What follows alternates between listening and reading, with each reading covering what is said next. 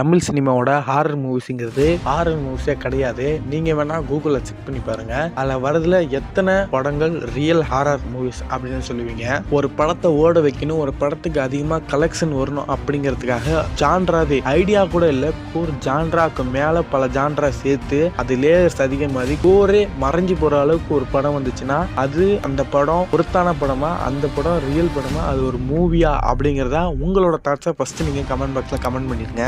Horror படத்துக்குன்னு தனியா ஒரு crowd இருக்கு. அந்த க்ரௌடுக்கு பிடிச்சது எல்லாமே காஞ்சூரிங் ஆர் அதர் ஃபேண்டசி ஹாலிவுட்ல உள்ளது. இந்த மாதிரி படங்கள் தமிழ் சினிமால வருதான்னு கேட்டீங்கன்னா நம்ம கிடையாது. வந்துட்டு இருந்துச்சு. எக்ஸாம்பிளுக்கு மாதவனோட 13B அந்த மாதிரி படங்கள் வந்தது. ஆனா இப்ப இந்த மாதிரியான மசாலா படங்கள், மசாலா ஹாரர் படங்கள் வந்ததுனாலேயே அந்த படங்கள் சுத்தமா ஒளிஞ்சிருச்சு.